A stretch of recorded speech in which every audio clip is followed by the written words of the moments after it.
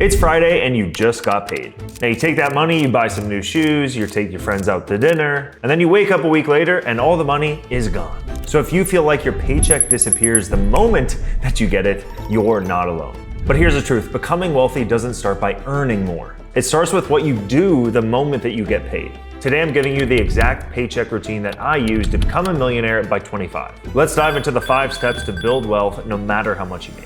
Step 1 is to find your financial baseline. What is the minimum amount of money you have to make every single month in order to just survive? What I do is I open up a spreadsheet and I take my rent, my groceries, my car payment, health insurance, and everything else and put it on a spreadsheet to actually calculate what the bare minimum I need to survive on a monthly basis is. Now your baseline should be 50% of what you're bringing in every single month after taxes. So if your monthly baseline is $4,000, you should be making or pulling in $8,000 every single month in income. If you're not there, then you have to adjust something. 1, you can either make more money, increase the $8,000 to $12,000, or 2, reduce your financial burden every single month. So how can I take that $4,000 and eat out less, or pay less rent, or remove the car, remove the healthcare? Don't remove the healthcare, but you get the point. I think also mentally having this clarity of your financial baseline just allows you to go along with life a lot more clearly because you know exactly how much money you need to make on a monthly basis and you kind of have this target set on this number every single month.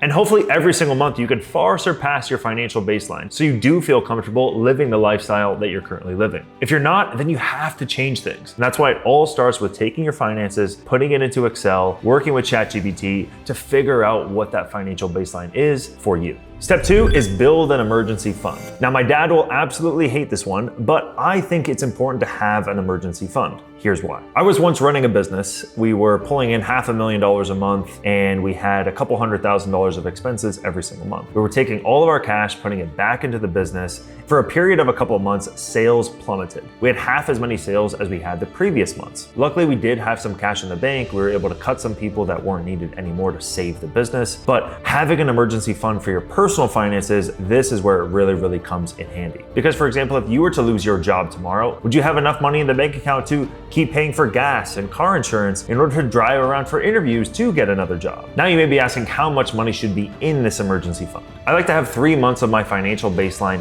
in this fund. So for example, if I'm burning $4,000 per month, I want to have $12,000 sitting aside in a bank account that I do not touch, or it could be in a high interest savings account that is making me a little bit of interest every single month, but I want that money to be sitting in an account that I don't touch for anything. And this is going to be your emergency fund just in case you were to lose your job or lose all your income for some odd reason, and it gives you a couple of months in order to go out there and recreate that income for yourself. The other benefit of this emergency fund is that you know you're going to be financially okay if you were to lose your job tomorrow. How freeing that is going to be if you do lose your job and you know you got money for the next 3, 6, 9, 12 months sitting in a high interest savings account that you can pull out whenever you want. I think a lot of stress about finances comes from the lack. Step 3 is to pay off high interest debt. Lots and lots of people are stuck in recurring credit card debt and they never pay it off. But recurring credit card debt can cost you 20 to 50% on an annualized basis. It is a rat race that you are never going to be able to get out of. So what I recommend is taking all of the excess money that you have on a monthly basis and using it to pay off your credit card debt. Or you can take this credit card debt and transfer it to a brand new credit card that gives you another 18 months to pay it off interest-free. But the number one thing that can pull you down financially is high interest debt. So it is of the utmost importance that you do whatever you can to pay off this high interest debt as soon as you possibly can. And I know sometimes the credit card companies are super confusing with how much money you're actually paying. What I would do is take the statement, upload it into ChatGPT and ask ChatGPT, what the hell am I paying interest-wise on this credit card payment? ChatGPT is going to be able to tell you how much interest you're actually paying on a monthly or quarterly basis. And if that number is above 10%, pay it off as soon as you possibly can. Step 4 is to invest automatically. Once you have cleared up all that credit card debt, it's time to start taking some of our money and investing it automatically. And there's 2 things at this point I recommend investing in. 1, high interest savings account. They typically pay you 3 to 5%. You can go and make a high interest savings account on a website called Marcus.com. They're great. I use them personally. I love them. The second is to invest in the S&P 500. So what this means is you can go to Robinhood.com, you can download the app, and you can fund that with a couple $1,000s or $100, and you can start buying stocks. I don't actually recommend picking stocks individually. I recommend investing in an ETF or something that tracks the S&P 500. Now, if you want some recommendations on Robinhood, you can actually go to ChatGPT and just ask ChatGPT, hey, I want to invest in the S&P 500 index funds via Robinhood. What are some that you recommend? And I'm doing it right now on my computer. ETFs that track the S&P 500, VOO, SPY, IVV, SPLG. These are all index funds on Robinhood that you can buy that track the S&P 500. I would recommend investing in the Vanguard one, VOO. That's the one that I personally invest in on the Robinhood app. Step 5 is to buy back your time so that you can make more money. This is something that I think is really, really hard for a lot of people to understand and grasp, that they can finally stop doing the low-level tasks and instead focus on higher leverage things that can actually produce more income for them. Now, the way that I do this in order to figure out which tasks to delegate and which tasks to keep to myself is I want to figure out how much money I make on an hourly basis.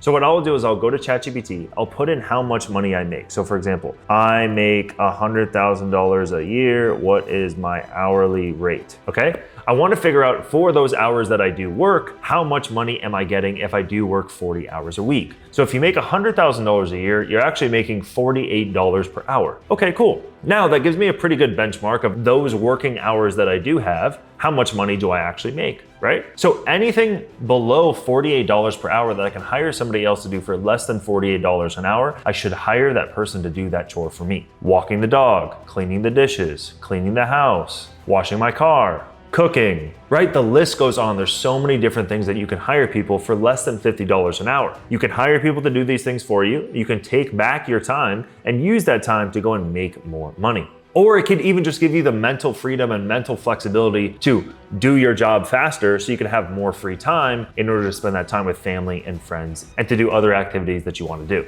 Now, once you've done all of these things, you should feel a little bit of weight lifted off yourself. Now you should have a little bit more financial freedom to actually do what the hell you want to do. Do you want to go skiing? Do you want to go surfing? Do you want to go back to work? Do you want to start a business? Do you want to hang out with your friends or your family, right? You should have a little bit more of financial freedom if you do these things step by step. And then once you have reached this point, you could start to think a little bit bigger. Hey, I can buy my first house. I can buy my first rental property. I can invest in a multifamily apartment building. There's so many different things you can do once you've actually reached this level of financial freedom. And hopefully, once you put everything in a spreadsheet, you realize it's not too freaking far away. You can actually do it. If you just document it and step by step, you just start chipping away at your goals, you can actually reach financial freedom in the next couple of years. Thanks for staying until the end of the video. I hope you enjoyed this one. See you on the next one.